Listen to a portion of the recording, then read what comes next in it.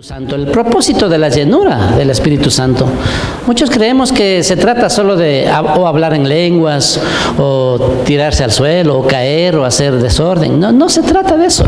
Esa es tal vez alguna de las manifestaciones, pero sí es importante que nosotros entendamos para qué el Señor Jesucristo tenía planeado, ¿verdad?, darnos de su Espíritu Santo, llenarnos con su Espíritu para que nosotros podamos vivir la vida cristiana. Para esto, pues yo quiero hacerles esta reflexión. ¿Verdad que a las últimas palabras que una persona va a dar, a decir, cuando va a partir, cuando está moribunda, ¿verdad? Esta persona, normalmente sus últimas palabras, lo que está buscando es siempre dar un consejo a sus seres queridos, obviamente.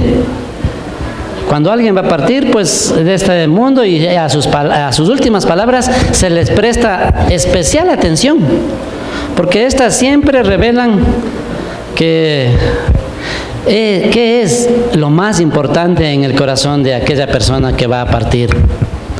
Y les damos una importancia muy, muy especial. Yo he podido conversar con muchas personas, aún dicen, no, esto dijo mi mamita, esto dijo mi papito, y eso queremos hacerlo. ¿Verdad que los prestamos mucha atención? Recordando las últimas palabras de Jacob, el patriarca de Israel, en el libro de Génesis 49, ahí dicen, mire, dice que reunió a todos sus hijos, no lo busquen, más luego vamos a ver otro pasaje. Reunió a todos sus hijos alrededor de su lecho, y dice la Escritura que cada uno se inclinó hacia adelante para poner atención. O sea, no querían perderse ni un detalle de las últimas palabras de su padre, de Jacob.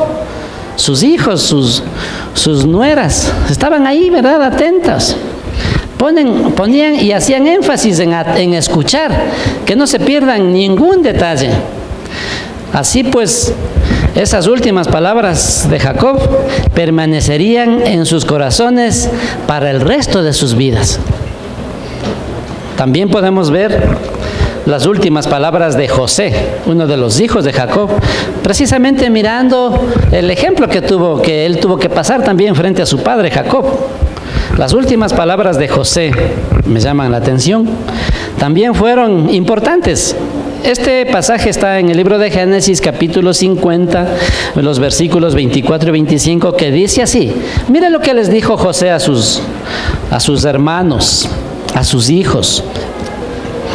A sus hermanos les dijo: yo voy a morir, mas Dios ciertamente os visitará y os hará subir de esta tierra a la tierra que juró a Abraham, a Isaac y a Jacob. E hizo jurar José a los hijos de Israel, diciendo: Dios ciertamente os visitará y haréis llevar de aquí mis huesos. Mire, les explicó, les habló de su última voluntad. Y estas últimas palabras de José, así como las de su padre Jacob, fueron trascendentales, porque sus herederos, sus hijos, sus descendientes, ellos tomaron especial atención en cumplir esa última voluntad de sus antecesores. Pero, ¿qué podremos decir acerca de las palabras de nuestro Señor Jesucristo? También vemos nosotros en la Escritura un pasaje donde nos habla de su última voluntad, de lo que el Señor quería transmitir a sus seguidores, a sus discípulos y por la posteridad, ¿verdad?, a las siguientes generaciones. Sabemos, nosotros como cristianos, conocemos qué había en el corazón de nuestro Señor Jesucristo antes de partir. ¿Cuál era su último deseo, su voluntad final para dejar como un legado a sus seguidores?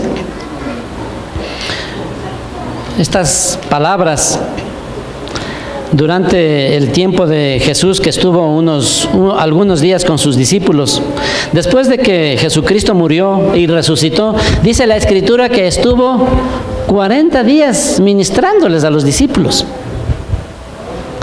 ¿sí? Él estuvo por 40 días compartiendo y ministrando a los discípulos.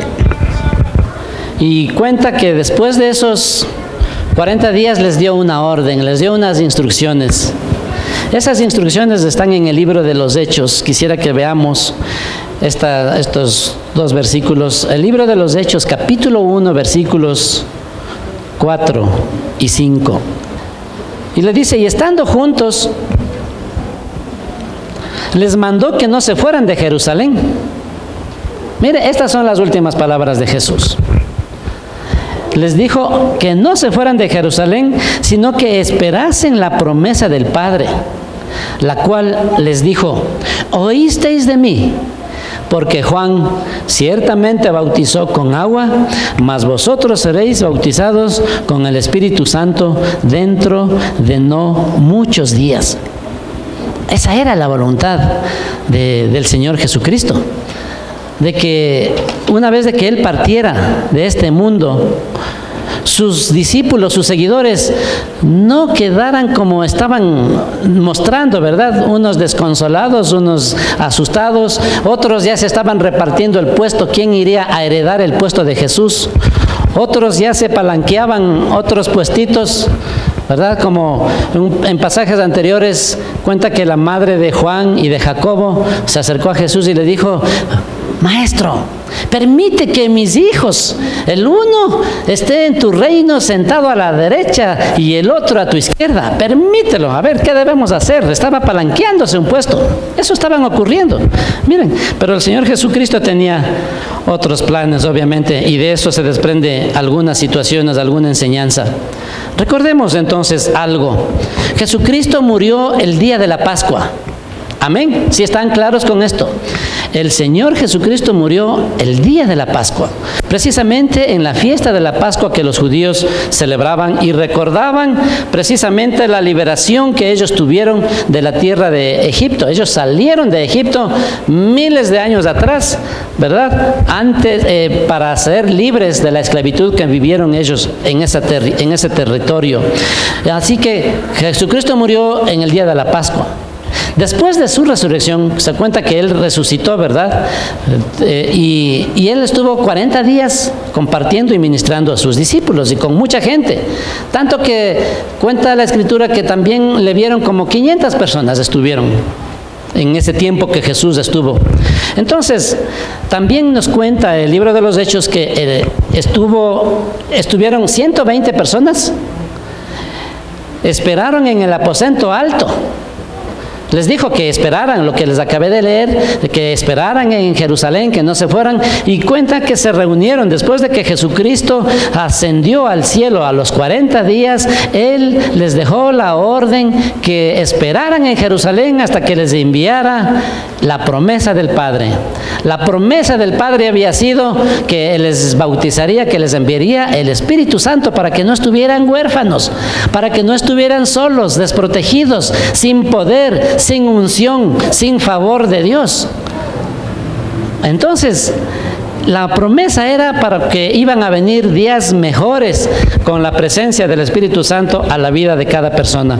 Y esto dice que esperaron más o menos unos 10 días, porque esto ocurre y sucede que el día de Pentecostés, esta palabra Pentecostés significa 50. ¿Sí? Y era la fiesta de la cosecha que se efectuaba 50 días después de la Pascua. ¿Sí? Una fiesta era la Pascua, otra fiesta era 50 días después, que era la fiesta de Pentecostés. En el Antiguo Testamento, Pentecostés fue llamado también la fiesta de las semanas. Cuando usted lea en el libro de Éxodo, en el libro de Levítico, en el libro de Deuteronomio, también menciona, dice, la fiesta de las semanas. Se refiere a la fiesta de Pentecostés. ¿Qué significaba esto? Si Pentecostés significa 50 días, pues la fiesta de las semanas era un periodo de fiesta de 7 semanas.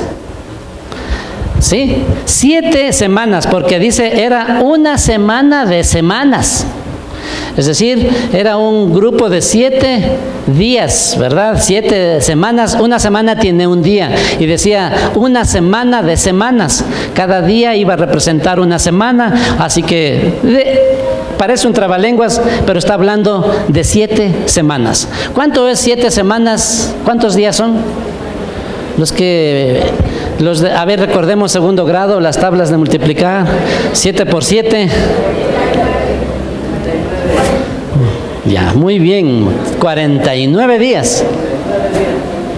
¿Sí? Y Pentecostés era precisamente a los 50 días después de la Pascua. 7 semanas. Entonces, cuando usted lea la fiesta de las semanas, la fiesta de Pentecostés se refiere a la misma fiesta y son 50 días, ¿verdad? Perdón, 49, pero el Pentecostés era a los 50. Así que eran uniditas esas fiestas. Ellos, en los 50 días después de la Pascua, ellos mecían la primera gavilla de grano y los panes para el Señor. Ellos levantaban una ofrenda especial, presentaban, hacían sus atados de las cosechas y lo ofrecían al Señor. Esa era la fiesta de las semanas. Así que tenía que ver con cosecha. Era una fiesta de Pentecostés, tenía que ver con cosecha. Amén. Les estoy dando esta pequeña enseñanza para que lo que viene a continuación puedan ver la relación que tiene y el propósito que tuvo nuestro Señor Jesucristo de decir que esperáramos a que recibiéramos el Espíritu Santo. Vamos a ver el propósito de esto, ¿verdad? El propósito de la llenura, el propósito del bautismo en el Espíritu Santo. Así que, miren, la fiesta de Pentecostés estaba relacionada con la cosecha del trigo. Asimismo, el día de Pentecostés está relacionado con la cosecha espiritual. ¿Sí? La fiesta del Pentecostés era desde el Antiguo Testamento, desde cientos de años atrás, muchos siglos atrás del nacimiento de Jesús. Y ahora que Jesús, en el momento que el Señor se dirige a sus discípulos y un pasaje les dice, a la verdad la mies es mucha, mas los obreros pocos. Y dice, por tanto, rogad al Señor de la mies que envíe obreros a su mies. Y a esto se refería el Señor. Esta fue su voluntad, de que el día de Pentecostés, de que Pentecostés preparara a los obreros para ir al campo, pero no a la cosecha del trigo, no a la cosecha de la cebada, sino a la cosecha de almas. Porque Jesús, antes de morir, había visto en el futuro y decía, mire, la verdad, la mies es mucha, hay mucha gente, los campos ya están blancos, listos para la siega, lista para la cosecha, así que rueguen al Señor de la mies que envíe obreros para cosechar. Y el Señor quería asegurarse que una vez de que Él parta de este mundo, sus discípulos, sus seguidores, puedan ir adelante, puedan ir al futuro a la cosecha, no de pan, ni de cebada, ni de trigo, sino de las almas. Por eso Jesús les dijo a sus discípulos en un momento dado, les dijo, vengan en pos de mí y os haré pescadores de hombres. Y la palabra de Dios en uno de los salmos dice que sabio es el que gana almas. Mire, aquí nosotros podemos ir relacionando de que la llenura o las promesas de parte del Señor para su pueblo, para sus hijos, no son para alardear o para demostrar quién es uno. El Señor estaba prometiendo la llenura, el poder o el bautismo del Espíritu Santo para sus seguidores, para que nosotros estemos preparados para cosechar, preparados para ganar las almas para el reino de Dios. No es para otra cosa, sino para que el reino de Dios sea extendido y se complete la obra que el Señor Jesucristo dejó haciendo aquí en la tierra. Después de morir en la cruz del Calvario por cada uno de nosotros, por usted y por mí, dejó instituyendo la iglesia y un mandato para la iglesia de ir y hacer discípulos a todas las naciones, a todas las familias de la tierra. Nosotros tenemos un legado, nosotros tenemos una herencia de parte del Señor, que es de ir y alcanzar a todas las almas que nosotros podamos, hacerles saber de las buenas nuevas, las buenas noticias, porque mucha gente hasta hoy, siglo XXI, cree que puede ganarse la salvación. ¿Sabía eso? De que usted piense de que, y mucha gente, no sé, tal vez acá, pero a lo mejor, pero sí afuera, de eso sí estoy seguro, de que alto porcentaje de gente que no está en las iglesias no conocen la forma de salvarse, no conocen el camino para la salvación, han oído de un Dios, han oído de Jesús, pero no han entendido el propósito del sacrificio de Cristo en la cruz del Calvario. Y eso es lo que nos ha dejado a cada uno de nosotros el Señor como un legado para que vayamos y anunciemos y enseñemos. El Espíritu Santo en el día de Pentecostés, ya en el primer siglo de nuestra era, llenó a 120 creyentes. Así dice el libro, ¿verdad? En el libro de Hechos, capítulo 2, versículo 1, dice: cuando llegó el día de Pentecostés, estaban todos unánimes juntos. Y la palabra de Dios nos dice que estaban 120 personas. Estaban los 12 discípulos, menos uno que se suicidó. Pero estaba el reemplazo de Judas, un discípulo, un reemplazo que se llamaba Matías. Estuvieron muchas de las mujeres que le habían conocido, que recibieron milagros del Señor, que le sirvieron en vida. Estuvo la madre de Jesús, María. Estuvieron los hermanos de Jesús, algunos de sus hermanos. Algunos se sorprenderán y decían: ¿cómo? Si Jesús no tuvo hermanos, si María fue virgen, siempre virgen. En la palabra de Dios no hay un solo versículo, un solo pasaje en el que diga que María no tuvo hijos o que fue virgen. María fue una mujer privilegiada, escogida de parte de Dios para ser el instrumento de Dios, el Padre, para en ella engendrar al Hijo de Dios que venía al mundo y venía en forma humana. Podía haber aparecido como un ser humano acá, pero no lo hizo así, pues lo hizo nacer de una mujer, nacer, crecer y vivir en medio de nosotros para darnos el ejemplo y precisamente para en Él, que Él pueda compadecerse de nuestras necesidades, que Él pueda entendernos y conocer lo que sufre, lo que pasa, las tentaciones, el dolor, los sufrimientos, las alegrías que todos los seres humanos tenemos que pasar. Así que María estuvo ahí también en el aposento alto con los 120 que fueron llenos del Espíritu Santo. Algunos de los hermanos de Jesús, dos de ellos específicamente, de nombre Santiago, ¿sí? Su traducción era Jacobo. No fue uno de los 12 discípulos de Jesús. Se llamaba Jacobo, pero no era el hermano de Jesús. Jacobo era hermano de Juan, los hijos de Zebedeo, dos, Juan y Jacobo. Pero en el día de Pentecostés estaban sus discípulos, un Jacobo, hermano de Juan, pero también estaba Jacobo, el hermano del Señor, llamado Santiago. También estuvo otro hermano llamado Judas. Sí, no el Iscariote ni el Tadeo. Era Judas, el hermano de Jesús. Así que dice la Biblia que el día de Pentecostés descendió el Espíritu Santo, que ya los hemos predicado, los hemos enseñado, descendió de una manera especial.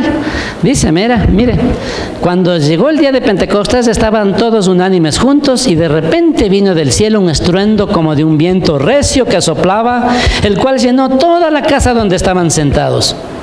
Y se les aparecieron lenguas repartidas como de fuego, asentándose sobre cada uno de ellos, y fueron todos. ¿Cuántos fueron llenos? Todos. ¿Cuántos eran? ¿Pero cuántos eran? Todos. ¿Pero cuántos? How much? ¿Cuántos? En uno eran 120 personas. Los 120 fueron llenos del Espíritu Santo. No quedó uno que diga, bueno, yo no recibí. ¿De qué se trata eso? Fueron 120 personas, es decir, todos, ¿verdad? Y fueron llenos, dice, y todos fueron llenos del Espíritu Santo y comenzaron a hablar en otras lenguas según el Espíritu les daba que hablasen. Esto fue una situación que llamó la atención de todo el pueblo. Fue algo novedoso, algo extraordinario, algo impresionante. Vieron el fuego sobre ese aposento alto. La gente que estaba, recuerden que estaban en un día de fiesta, donde había gente descendientes de los judíos, de gente que vivía en todo el mundo conocido en ese tiempo. En Europa, en Asia, en África, el Medio Oriente, porque el pueblo de Israel fue dispersado y ha vivido dispersado por todas las naciones del mundo. Y ellos en el día de la fiesta, en estas fiestas especiales de la Pascua y luego de Pentecostés, ellos volvían a su tierra a celebrar las fiestas, como cuando algunos de la Tacunga van a la Mama Negra, así. De donde quiera se mueven, ¿no es cierto? Así mismo eran los judíos. Claro, no iban a ver a ninguna Mama Negra, pero sí, iban a la fiesta de Pentecostés. Así que la ciudad estaba llena, abarrotada, los hoteles no había dónde. Los lugares de reposo, todo. Y al oír de este estruendo que se da en el aposento alto, justamente con la llenura del Espíritu Santo sobre ese lugar, se amotinaron, se aglutinaron la gente y vieron qué era lo que pasaba. Veían fuego, pero nada se incendiaba. Vieron las lenguas repartidas de fuego sobre cada uno de los 120. Y bueno, esto ocurrió que después la gente se maravilló, se oía hablar en lenguas, unas lenguas de diferente lugar, pero los que oyeron hablar en lenguas, los que estaban sorprendidos, eran precisamente los que vivían en esos pueblos lejanos que tenían diferentes idiomas, diferentes lenguas, que no entendían lo que hablaban cada uno de esos 120. Pero mire, como venían gente de diferentes lugares, de diferentes pueblos y naciones y lenguas, muchos de ellos entendieron e interpretaron y entendieron el lenguaje que estaban hablando ellos. Y decían, qué raro esto, ¿cómo es esto? No son galileos, todos estos no son judíos. Y eran, obviamente, hasta su forma de vestir, su forma de hablar, les delataba que ellos no eran extranjeros ni eran los venidos de lejos. Ellos eran gente sencilla, muchos pescadores, mucha gente humilde, y no era posible de que ellos hablaran los idiomas de los pueblos de donde ellos venían. Eso les llamó la atención. Dicen, no son estos galileos. ¿Y estos de dónde aprendieron? Porque les oímos hablar, dice, en nuestras lenguas. Les oían hablar en los idiomas que hablaban allá por el norte de África, en los idiomas que hablaban allá por Europa, por los diferentes, en Europa occidental, en Europa oriental. Les oían hablar los idiomas de los que vivían allá en Asia Menor, en Asia, en Medio Oriente. En realidad eran muchos idiomas y eso les llamó la atención.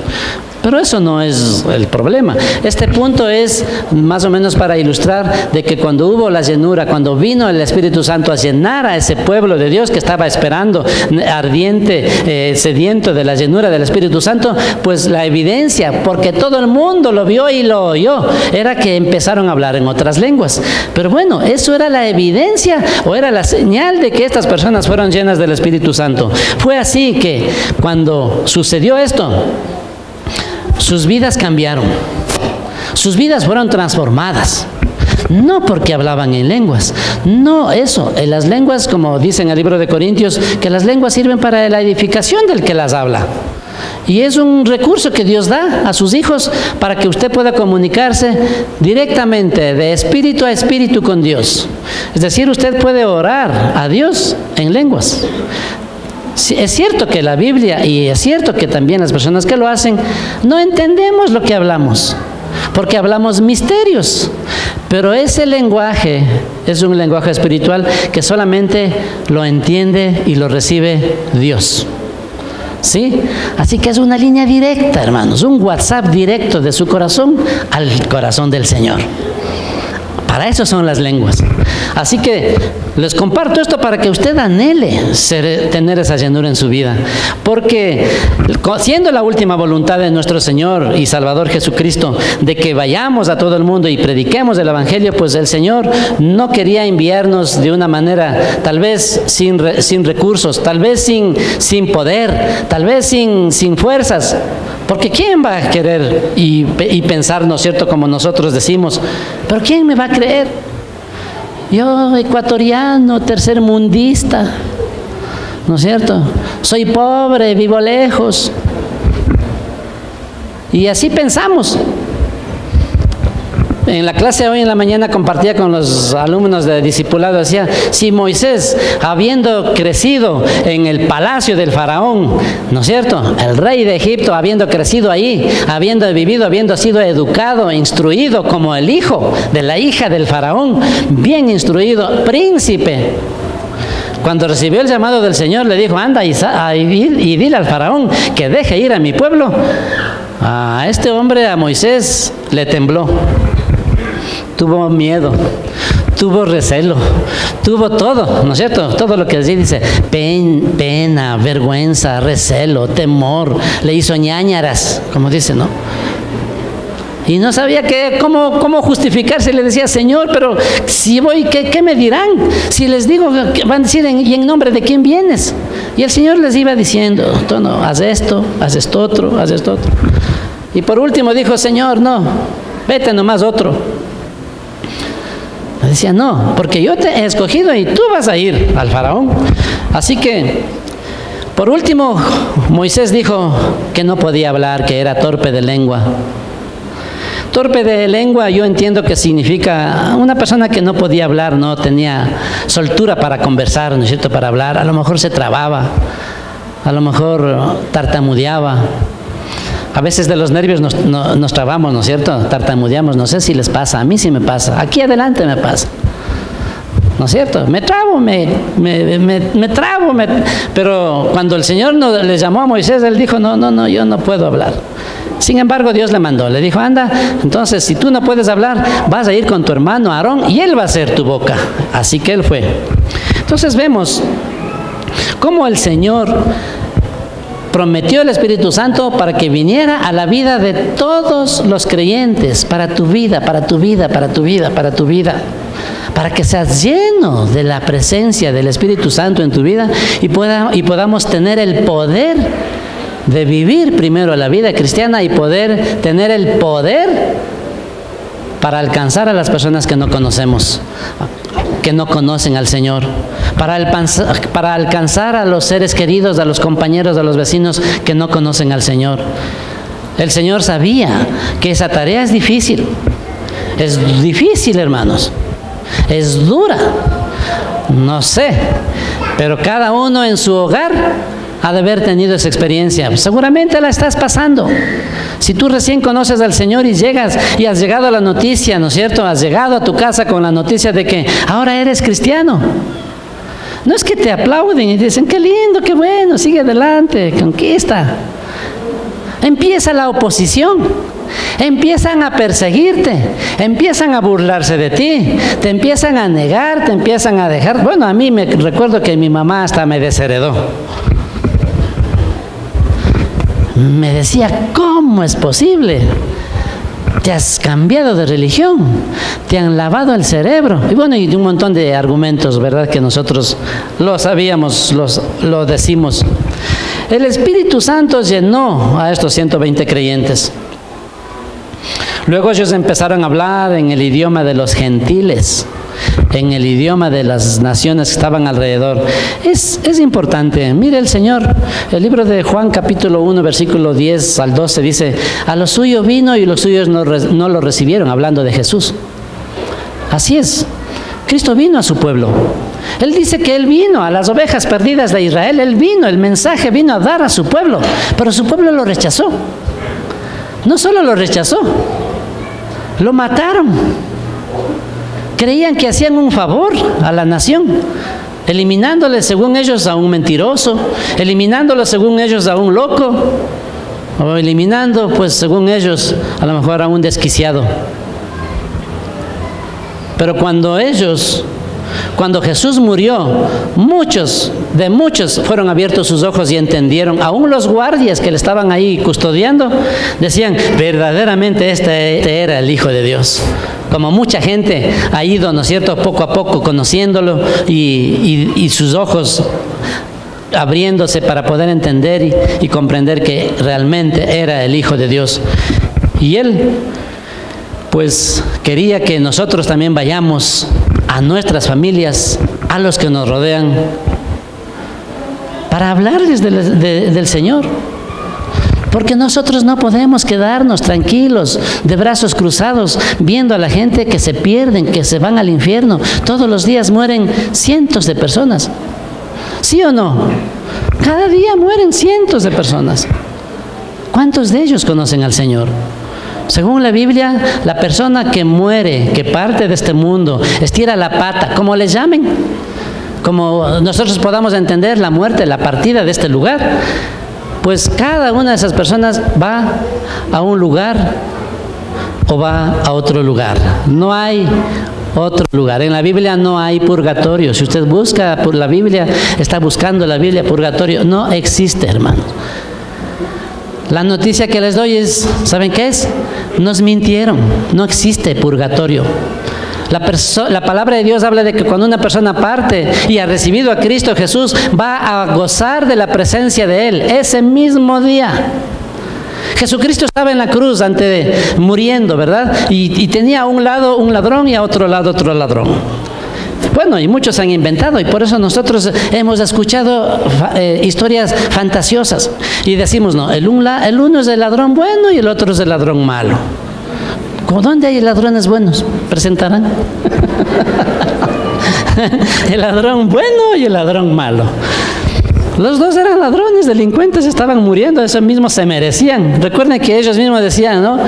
El uno le decía, si eres el Hijo de Dios, sálvate y sálvanos a nosotros también.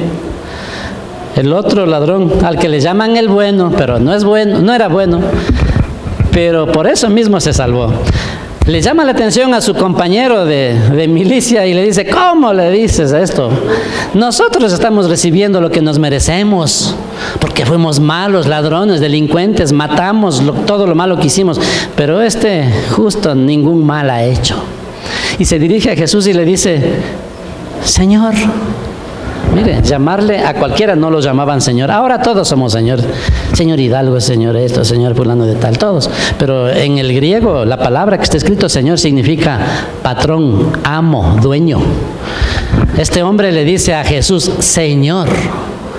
Ahí nomás ya se dirigió, reconociendo quién era Jesús en la cruz. Aunque estaba muriendo, le dice, Señor, acuérdate de mí cuando vengas en tu reino. Y Jesús le dijo, de cierto te digo, que hoy mismo estarás, ¿en dónde? En el paraíso. El paraíso es un lugar reservado para los que mueren en Cristo. No sé qué tiempo se pase ahí en el paraíso antes de llegar a gozar de la presencia completa del Señor. Pero es el lugar donde ahí está la presencia de Dios, donde ahí puedes llegar y reposar y descansar. Es un lugar donde habita Dios, donde está reservado para los que mueren en Cristo. Pero más el otro, el que muere sin Cristo, ¿a dónde diré? Al lugar de tormento, al lugar de condenación. No sé cuántas pailas habrán ahí, pero dicen, no, a veces dicen la quinta, la séptima paila. Pero un lugar de tormento y de dolor. No hay otro lugar, no hay un espacio intermedio, no hay una habitación contigua para ir primero allá y después salir. Lo que hemos oído, ¿no es cierto? Que tenemos que ir a un lugar primero a purificar nuestros pecados para salir de ahí. Y según cuánto nos costaba, ¿verdad? Para salir y subirás un poquito y subirás otro poquito según los estipendios, ¿verdad? Según lo que la gente daba. Eso era lo que nos han dicho, lo que nos han mentido, lo que nos han enseñado. Pero gracias a Dios que tenemos la palabra bendita de Dios que nos enseña el camino clarito por donde nosotros debemos seguir. Así que cuando nosotros conozcamos su palabra, conocemos su camino, ya no tenemos excusa. Ya no tenemos excusa de decirle al Señor, no hemos sabido, no he conocido el camino. Jesús dijo, yo soy el camino, yo soy la verdad, yo soy la vida. Nadie viene al Padre si no es por mí, a través de Jesús. Así que Jesús estaba preparándonos para que nosotros seamos esos instrumentos. Aleluya.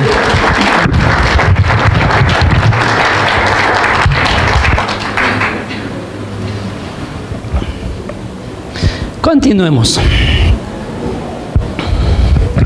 Cuando solamente veamos la diferencia que se daba, ¿verdad? Cuando una persona llena del Espíritu Santo con una persona que no es llena del Espíritu Santo. Mire, el Espíritu Santo, la llenura no se refiere a la llenura al toque o al Espíritu Santo que se recibe en la salvación. Cuando nosotros abrimos nuestra mente y nuestro corazón al Señor y aceptamos a Cristo en nuestra vida, aceptamos en nuestro corazón, dice la Biblia, que viene a habitar en nosotros el Espíritu Santo, ¿sí? Y nos convertimos en templos del Espíritu Santo. Ese es ¿verdad? El toque o la venida del Espíritu Santo a nuestras vidas, pero para salvación. ¿Los discípulos eran salvos? Les pregunto, ¿sí o no? ¿Estuvieron con Jesús cuánto tiempo aproximadamente? Unos 3 años. ¿Eran salvos? ¿Tenían el Espíritu Santo? ¿Sí o no? Antes de Jesús de despedirse de sus discípulos, en Lucas 20 y pico y Juan 16, 17, dice que Él sopló el Espíritu Santo, les reunió y les dijo, reciban el Espíritu Santo, y eso fue una infusión, un soplo, un toque del Espíritu Santo para fortalecerles. Pero no es, o no era, ni es, ni será la llenura del Espíritu Santo que recibieron el día de Pentecostés. Porque el día de Pentecostés ellos fueron tocados de una manera especial, poderosa, que comenzaron a hablar en otras lenguas. Y todo ese miedo, todo ese temor que tenían, todo ese recelo de ir y predicar, de ir y anunciar lo que Jesús había hecho, se les fue. Pedro, días atrás, había negado 3 veces al Señor. ¿Sí se recuerdan? ¿Amén? ¿Amén o no amén? ¿Verdad? Pedro había negado. Pedro se asustó. Pedro tuvo temor cuando le dijeron, mira, tú eres uno de sus seguidores. Y él dijo, no le conozco. Luego una mujer dice que pasó por ahí también cerca de Pedro y le dijo, tú estabas ahí con él. Le dijo, no soy. Y por 3ª vez le volvieron a decir, tú eras uno de ellos, y él maldijo. Dijo, no le conozco. Mire, ese Pedro que se asustó, que no pudo ni siquiera confesar y decir, sí, yo también estaba con él. ¿Qué pasa? ¿Qué tienen que? A ver, aquí estoy, ¿qué pasa? No, ni siquiera eso hizo. Tuvo miedo por su vida. Lo negó 3 veces. Ese Pedrito, el día de Pentecostés, después de esa situación que se vivió, después de la presencia, el descenso del Espíritu Santo sobre esos 120, la gente se aglutinó, la gente estaba buscada, confusa, viendo qué pasaba, queriendo saber qué pasaba, y ese Pedrito nervioso, miedoso y todo lo que le digamos, se levanta con un poder, con una presencia, con una autoridad. ¿Y sabe qué les dice? Les da una tremenda disertación y les muestra que lo que están viendo es el cumplimiento de la profecía que el profeta Joel, como 700 años antes de Jesús, había dicho que sucedería cuando vendría el Espíritu Santo. Y lo que ustedes ven es el cumplimiento de esa promesa. Y bueno, y dice la Biblia que él les hizo una disertación magistral.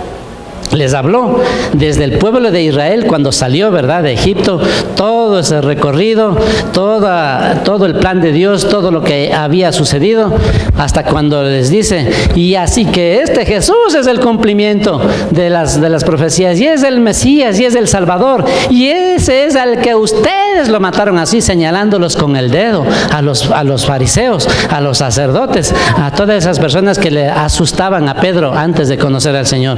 Hay una diferencia tremenda, poderosa, abismal entre una persona sin la llenura del Espíritu Santo con una persona que ha sido llena del Espíritu Santo. Amén. Para eso es lo que Dios quiere llenarnos. Para eso es lo que Dios quiere. Para eso es el propósito, ¿verdad? Ese es el propósito del bautismo del Espíritu Santo. Antes de Pentecostés le vemos, ¿no? Pedro no fue un testigo fiel, huyó, se negó, se acobardó. Pero cuando lo llenó el Espíritu Santo, fue tremendo. Como él ni siquiera a la acusación de una mujer pudo resistir y se asustó, pero después estuvo predicando. Nótese ese cambio. Aún les habla, dice, ustedes lo mataron y necesitan arrepentirse, así que arrepiéntanse y bautícense, dice, en el nombre de Jesucristo para perdón de sus pecados y también para que reciban el don del Espíritu Santo. Fue tremendo el mensaje de Pedro. Es difícil. No sé si a usted le ha pasado o no le ha pasado, o tenemos recelo. Difícil, uno predica aquí, yo les hablo, a veces tal vez unos pensarán que es duro, pero no les acuso, digo, no, usted es el pecador, usted se va a ir al infierno, vea, arrepiéntase. Eso hizo Pedro. Se necesita mucho valor para que esto suceda. Así que mire, ahora verdaderamente el Espíritu Santo da valentía para hablar de Jesucristo. Si usted es la persona que, mire, nosotros como cristianos debemos ser conocidos, reconocidos. Este es el cristiano, aunque se burlen. ¿Qué le parece? O usted es de la secreta. Nadie sabe. Y va a la iglesia y no tiene Biblia. Ahora ya tenemos, no, uno puede sacar la Biblia y decir, bueno, aquí está mi Biblia. Pero lo tenemos guardado. Antes, imagínense, yo cómo hacía yo en mis tiempos con mi Biblia. Tenía que andar, ¿no es cierto?, con mi Biblia bajo el brazo. Así que en la calle mismo ya me reconocían. Decía, ahí está el cristianito, el hermanito, aleluya.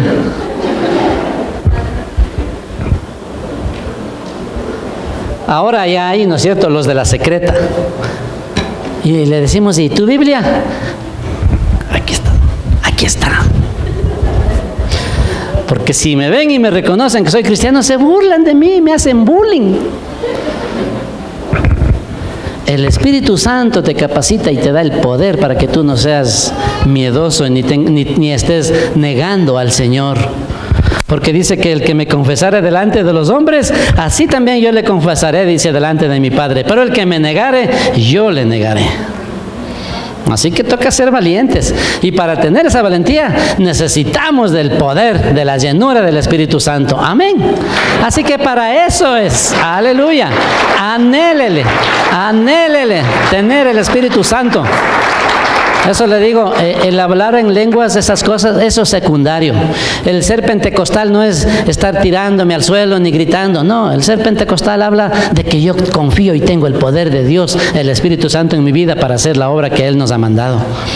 De ahí que cómo se manifieste, pues obviamente está en control de uno, ¿verdad? La gente desordenada ha hecho quedar mal y ha hecho pensar que el Espíritu Santo es un disparate.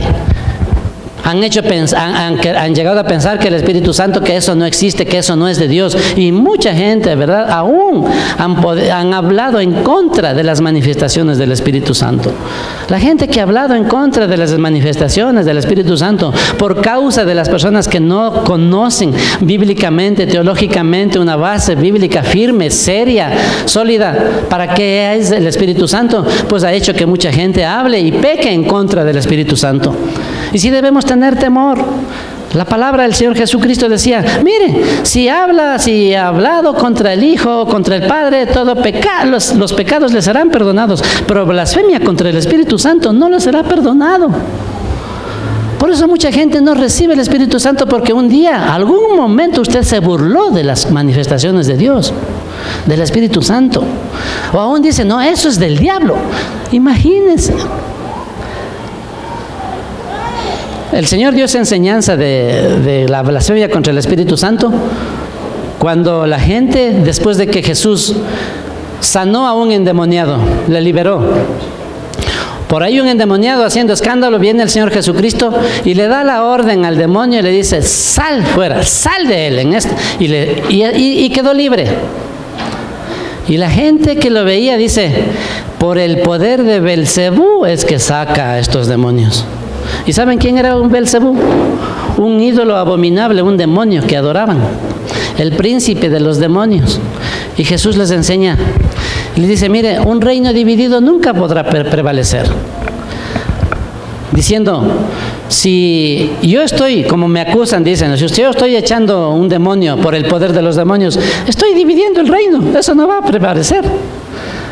Así que no estaba echando por el poder de los demonios, sino por el poder de Dios. Obviamente el Señor Jesucristo, siendo Dios, tenía todo el poder y la autoridad. Pero eso es lo que a veces nosotros hablamos ligeramente, ¿verdad? Y muchas veces nos enlazamos. Tengamos respeto, reverencia, anhelo por el poder de Dios. El poder de Dios no es, ya le digo, para andar haciendo escándalos ni nada, pero el poder de Dios es para que venga la gracia de Dios en su vida de una manera especial y usted pueda cumplir con el propósito que Dios tiene con usted. Amén. De ganar a su familia. Deben tener el poder del Espíritu Santo para alcanzarlos, para no tener temor, no tener miedo, y que el Espíritu Santo les recuerde todo lo que ustedes lean en la palabra de Dios y puedan enseñarlo, pueden enseñar a la gente. Amén. Miren para todo lo que nos sirve. Nosotros valoramos por completo el día de Pentecostés. Cuando entendemos la fiesta de Pentecostés, sí se recuerda que era la fiesta de Pentecostés, una fiesta de la cosecha. Y el día de Pentecostés es asimismo, ¿verdad?, acerca de la cosecha, pero de la cosecha de almas, que nos íbamos a recibir, íbamos a ser equipados para ir y anunciar las buenas nuevas a los que no conocen, para cosechar almas. En esa fiesta se celebraba la cosecha. Asimismo, el día de Pentecostés está relacionado con la cosecha. Dios derramó su Espíritu capacitando así a los creyentes para cosechar almas. Así que mire, así el Antiguo Testamento nos ayuda para entender el Nuevo Testamento. Muchos ya son capaces de arrancar el Antiguo Testamento y botarlo. Sí, no, esto ya solo estamos bajo el Antiguo Testamento. Obviamente eso será motivo de otra prédica, otra enseñanza. El Antiguo Testamento, la palabra de Dios dice que toda la Escritura es inspirada por Dios. ¿Amén? ¿Sí o no? Los que saben ese versículo. Toda la Escritura, el Antiguo Testamento y el Nuevo Testamento. ¿Sí o no? Entonces, ¿con qué autoridad nosotros decimos ya el Antiguo ya no vale? Así, esto ya lo que dijo el Señor antes ya no vale. ¿Cómo así? ¿Qué también dice en el libro de Hebreos? Que Jesucristo es el mismo ayer, hoy y por los siglos. ¿Dios cambia? Dios no cambia. Y si Él inspiró el Antiguo Testamento, también inspiró el Nuevo Testamento. ¿Qué autoridad tenemos para decir esto ya no vale? El Antiguo Testamento. Mire, así es, ¿verdad? Por eso es importante que nosotros entendamos y anhelemos ser llenos, anhele el hermano, anhele del Señor. Y Él quiere llenarnos, es como un vaso de agua, ¿verdad? Si yo tuviera una gran botella aquí y un vaso de agua, pues uno para llenarlo, primeramente limpiaría el vaso o llenaría el vaso sucio. ¿Verdad que uno no llena un vaso sucio para beber? Usted se asegura que esté el vasito limpio. Y Dios cree que sí, Él sí pasa nomás por alto. Él también quiere llenar vasos limpios. Por eso lo que nos corresponde a nosotros como sus hijos es limpiarnos, santificarnos. No se contamine con el mundo, no haga lo que todo el mundo hace. Eso, todo lo que es pecado. Ahora no les gusta que le hablen de pecado, pero entonces no pequen, no pequemos. Sí, para que nosotros seamos llenos. Mantengámonos en santidad. No juguemos con el mundo. Dice la Biblia que el que es amigo del mundo, ¿qué dice? Es enemigo de Dios. No podemos estar un pie en el mundo y otro pie en la iglesia. Nos vamos a descuartizar. Imagínense un pie en el mundo y otro en la iglesia. Y no puede haber comunión. Entonces cada vez el camino tiene que irse separando. Imagínense cómo va a terminar usted. ¿No es cierto? Entonces, anhelemos. Asimismo, igualmente, al estudiar el Antiguo Testamento aprendemos sobre la venida del Espíritu Santo en el Nuevo Testamento. Nos habla de todo eso. En el Antiguo Testamento, el Espíritu descendió sobre la gente, sobre muchas personas. Sobre David, sobre Josué, sobre Isaías, sobre Jeremías, les inspiró, les utilizó, hicieron milagros, hicieron grandes cosas, obras portentosas. En el Nuevo Testamento también derramó su Espíritu Santo sobre esos 120, y esos 120 transformaron el mundo. Amén. Ahora somos como 500 millones de personas, de cristianos en el mundo. ¿Qué le parece? Usted también es parte de esa estadística. 500 millones de personas.